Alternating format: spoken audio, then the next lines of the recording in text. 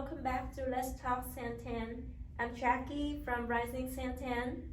And I'm Brittany from Repository Ferreteria of Goods, Butters and Goods, oh my. So every month we interview individuals and locals who consistently create positivity and contribute to the community of Pinal County. And or they themselves could be an inspiration to someone else. So are you curious to know who we invited to our interview today? Let me give you some hint. So every student go to Central Aizona College, CAC, especially on Santan campus, would have known her. She's a professor. She's the lead advisor of the Alpha Theta Delta chapter of Phi Theta Kappa honors organization. She the author of Piece by Piece, A Story of Survival and Forgiveness that published in 2008. She is also the wife and a mom of 4 amazing and talented kids, and especially she's an inspiration to many individuals and students, including me. Let me introduce you to Dr. Sandra Rath from Central Aizona College. Welcome, Dr. Rath. Thank you so much for having me. I'm glad to be here. Well, we're very happy to have you today. We're really looking forward to getting some information from you and just seeing what your thoughts are, and very excited again. So our first question, as you know, boba shop over here. What is your favorite drink and for every day? What makes you survive? So the first thing I drink every morning is a hot tea, which is strange that it still is hot even now as it starts to get very hot outside, but it just kind of calms me in the morning, and so I enjoy a good hot cup of tea. Personally, I'm a coffee drinker and it's hot all the time. There you go. So this is a hard one. If you could describe yourself in one word, what would that be?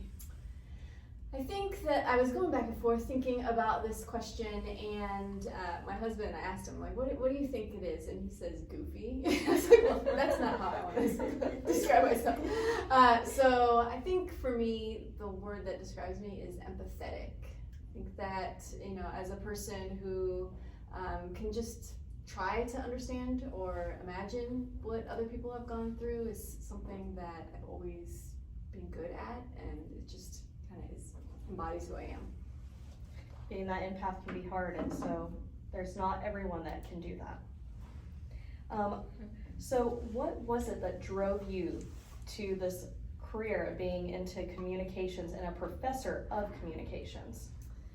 So I think what I noticed was, well, one, I like to talk, so, and I'm not afraid of an audience, so there's that.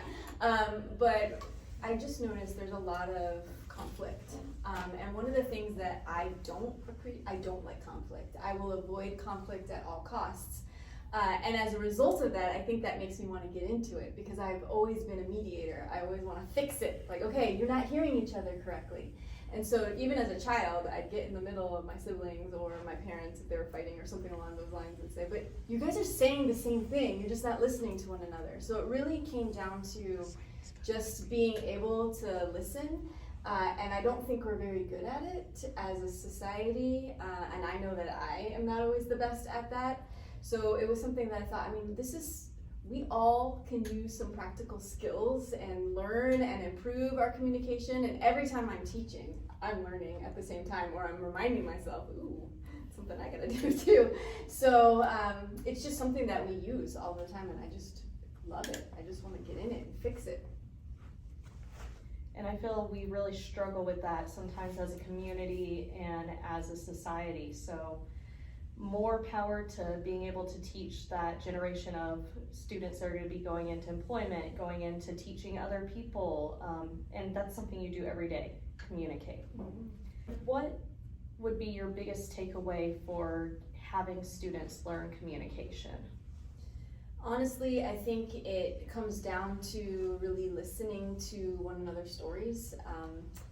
it's not only about what's the best way to communicate, you know, the channel of communication, but also knowing what is the context of the situation. Is this the appropriate thing I need to be saying at this point in time and place? So it's not just listening to what's being said, it's listening to the environment and paying attention to, you know, people's nonverbal communication and all of those elements here that just makes it a lot more complex. A lot of times people are like, communication class, it's an easy class, why do we even have to take it? And yeah, it is easy in the sense that it's something we do all the time, but are we good at it? Not necessarily. That's right, so I mean there are things that we can continue to improve on all the time. Absolutely. Well, I know that Jackie remembers the good times when you hosted many of the interesting competitions like all the other students here on who have either graduated or who are currently here, competitions like Pechakucha. Pechakucha. Yeah. And then love debates that were open to students and faculty alike. What inspired you to be creative with bringing these to the campus? I think students really like to be involved. I think students also like to see their professors interact with one another and kind of spar at each other occasionally too. So I know that that's enjoyable for students, but as far as creativity, I always liked the classes that engaged me. If I'm bored, then I know my students are bored. So I always want to try to mix something up to make it more interesting to them. And truthfully, maybe it goes back to my own self-interest in that I don't want to be bored either. So I think those things are fun, and students, we've gotten a lot of great feedback over the years. It's unfortunate we haven't had as many, obviously due to everything that happened with the pandemic, but we're slowly trying to bring some of those things back. Well, with that being said, are there any new interesting fun plans for the coming semester or semesters? So I know that they're going to be hosting maybe a couple of workshops in the future here. I don't know if it's only going to be at Santan, but a couple of the campuses will have some kind of lunch and learns where professors will share. But as far as activities, one of the things that I'm going to be doing is I'm bringing back the small group communication course. I haven't taught that since March of 2020 when it all went downhill because I haven't wanted to teach it online. That's a class that needs to be in person, and so this is my first full class where it's not going to be hybrid, it's just going to be in person the first time ever, so yay. But we're going to do what I call the Do Good project, and we will be going out into the community. Students will be able to select an organization or a place or something that interests them to help Pinal County, specifically in the Santan area, because that's where we are. Excellent. And so I'm excited to see what they pick. It's not going to be me who's picking this. This is, you know, totally for the students here to select. And so it'll be a full semester of seeing what they do. Well, that'll be great for both the community as well as for the students, and to continue to develop Santan. Absolutely. And you think it's the Do Good project, right? So it's the name of the project? Yes. Do Good project. Do Good project. Yeah. So, and of course, this is a big question that we all ask ourselves every day with either our chosen careers, our current career, profession. If you didn't work as a professor, especially as a communications professor, what do you think you would do? Yeah, that's a good question. I love reading, I love writing, so I feel, and I did actually apply when I was applying to grad schools. I applied to 2 different programs. I applied to the communication program, and I also applied to a program that was in the publishing field. So I chose the communication because they gave me money. Basically is what it ended up happening. But I think that if I were to do another job, I would go that route where I would maybe be an editor, work in publishing in some way, shape, or form. But well, you never know. You don't. Next up. Well, I'm going to go ahead and turn over to our fun and exciting little short mini games. Over to Jackie. Yeah, all right, so it's just like a 30-second Q&A section. So technically, I'm just keep asking you again, but I'm giving you like very short amount of time, just so we'll see how this works. So this and that first. If you choose Europe or Asia? I'll go with Europe, but I like both. Dogs or cats? I'm a dog person, but I only have cats right now. Oh, wow. So, How many? 2. Books or movies? I'm gonna go with books on this one. Yeah, I think we got the answer Yeah. right after you say you maybe an editor and publisher. But every time I read a book, I'm like, ooh, this could be a good movie. So there you go. Sunrise or sunset? I'll do sunset. Is that because you're in Arizona? Yes, you can't pass up those beautiful sunsets. I'm a morning person, but I'm not up early enough for the sunrise. It's about 4:30 Yeah, in the morning I know. in Arizona. Summer. Yeah. At least, yes. Yes. Hugs or handshakes? Hugs. Introvert or extrovert? I'm actually an introvert, so definitely not an extrovert, but I can fake it really well. Oh, me too. Yeah. What about you? Rick? Introverted extrovert. Okay. So people always think that I'm extrovert, but secretly I'd rather not be. I see. Yep, so we're so It's much. draining. You know? Yes, yes. Especially, I'm also a little empathic / empath, so that especially feeling other people's energies, it can be tiring. It is. Short hair or long hair? We'll go long. Well, but you look really nice in short hairs too. You tell me that all the time, so I just need to chop it off. So now, what are the 3 things that the public may not know about you? Right, so when I was a kid, my stepfather, he worked at the Miami Metro Zoo in Florida, and at one point we brought home a baby bear because the mother had killed her other cubs. And so at night we would have to keep the baby out of the cage, and we had to bottle feed it because it was a newborn.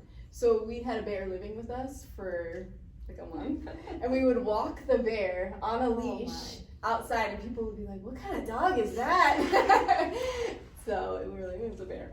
But so that was fun. I enjoyed that. Wow, how big is that? I mean, he's the size of like, I don't know. He's big. Like he's like this, but he was little. I mean, he was very friendly, little tiny bear. He was cute. His name was Billy. All right, sign me up for the next Billy. Yeah. But that was one. Yeah, that was Okay. fun. The Yeah. second one is this summer. My family and I are going to be traveling down the East Coast. So we'll be hitting 18 states and Niagara Falls.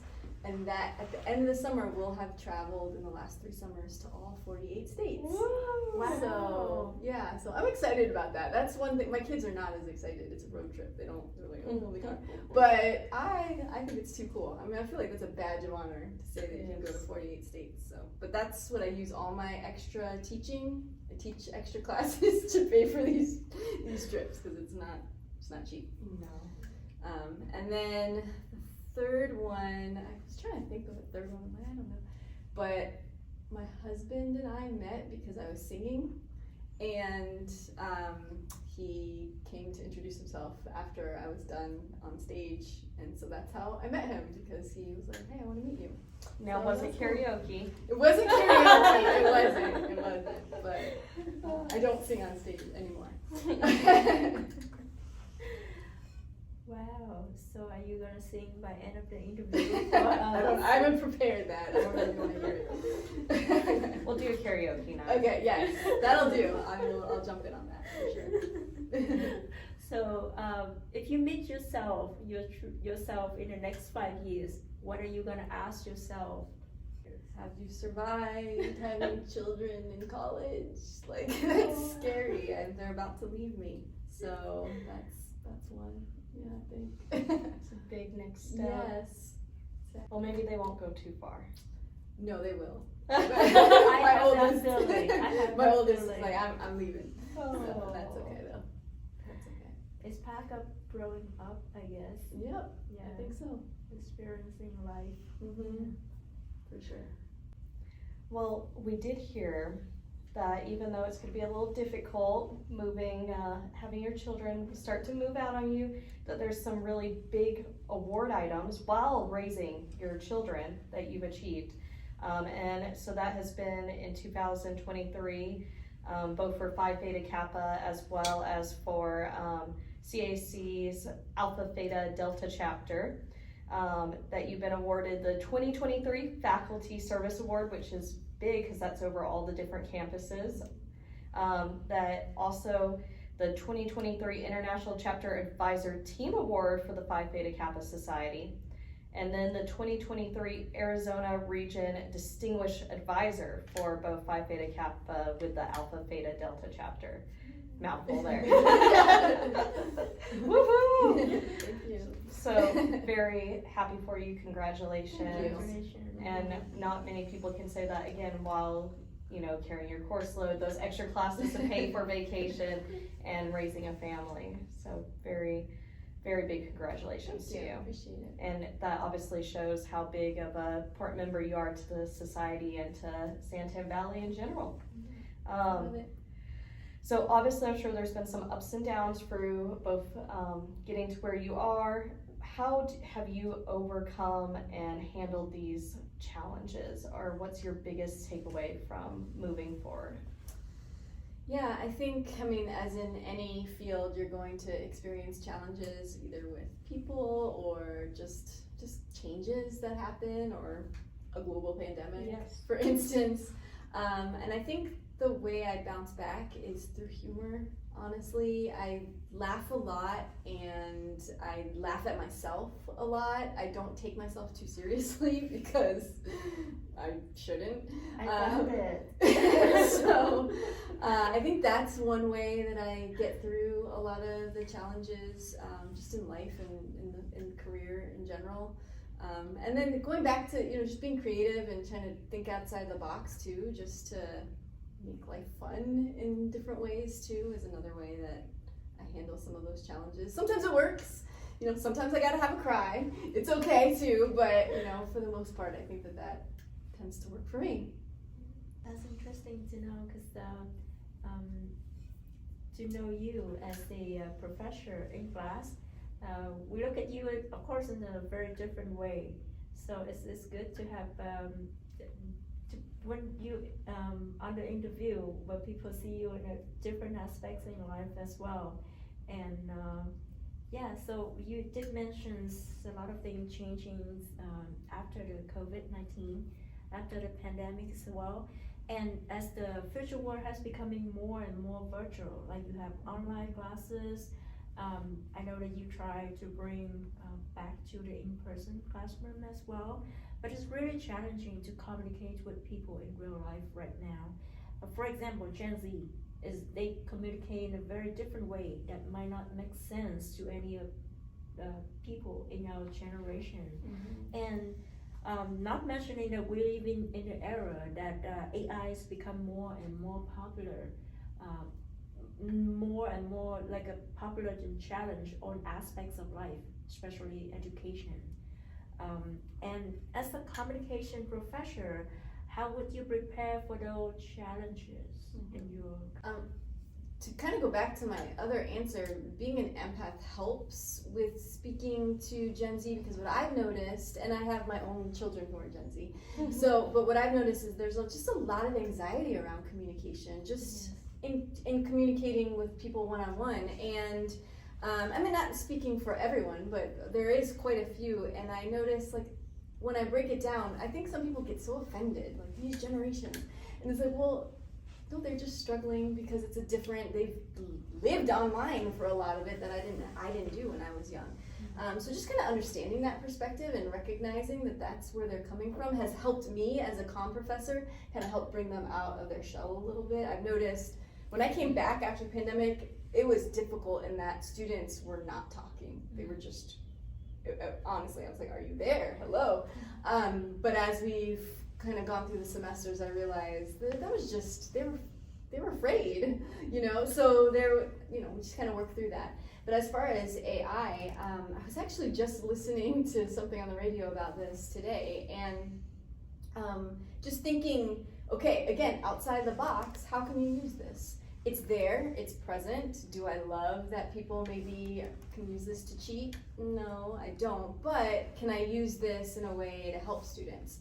And so I was trying to brainstorm and think about this, and one of the things that I had thought about, even previous to this, was in my public speaking classes, for instance, you know, they have to deliver a speech, and they have to create a full-on outline. You know, you took the class, and it's very comprehensive, but to maybe use AI to help them start their speech process, they still need to use their voice at the end of the day in my class. So yes, maybe they start with their outline and then they listen. Is this how my voice sounds? Is this how I want to come across to this audience? This is not really my voice. Maybe I got to change things a little bit to make it more me and my conversational style or my speaking style in general. So I'm okay with having them use it to begin with, and then changing it to make it more for them and their conversational style. So it's about, again, trying to find ways to, because it's not going away. Yeah. So how do we make it work for us and still be able to teach students in a manner that's going to help them in their future careers, which are different than what I learned when I was in college too. So that's okay. Definitely difference. It's what I heard from the AI, that they can do actually more than that. They can write out a full script, a plot, an essay, and Of flaws. Yeah, and now they can even do the voice as well. So technically, if I have in my I watched the video, if I have my face there, I can speak Chinese, and it's just because of the voiceover from Nice. AI. Well, that's scary. That's the really- scary part. Good for actors, Yeah. or not. They're gonna all their jobs are gonna be taken away. The future. Yeah. Well, I guess we'll go a little bit back into, for Gen Z and some of the future generations, archaic times, and kind of close with a little bit of just some fun questions here. So I love this question because I am also an avid reader. And it's such a hard decision, but if you were to go on an island without knowing what day or ever be coming back, we hope you come back, what book would you bring with you? Okay, I'm not interesting at all. I'm thinking practicality here, survival guide, because then I will survive, so that I can come back. So there's some kind of survival guide to desert, because otherwise I will die. There's nothing in me that will survive on a desert island alone. I won't know how to feed myself. So I need some kind of guide. But no, if I were to pick an actual book to And it can't be read- your own book. No, I wouldn't want to read that. It's too depressing. I don't know. There's so many. There's just so many good. But I have a book that I always read over and over again, and I don't even remember the author. But it's Rebecca, and actually they made a movie of it on Netflix recently.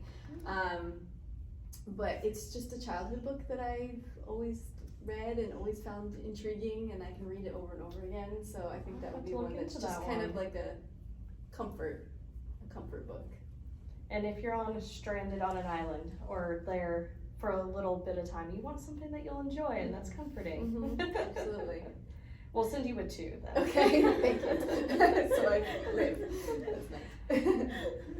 Well, what about, we'll move on to any book that you recommend for young people, and what is that book about? So I recently, over the pandemic sometime, I picked up the book. I highly recommend the author, Matt Haig. I think that's how you pronounce it. Haig.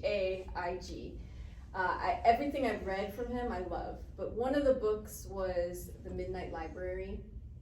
And his genre is more it's fiction, but it's kind of more philosophical in some ways. But it's about this library, and you go and you pick a book. This woman, she picks the book and her life changes. It's what if she had done things differently? What if she had made this choice? She took that right hand turn instead of that left hand turn, or she went after that career. But it's not what you would think. It's not like, oh, everything is rosy and beautiful.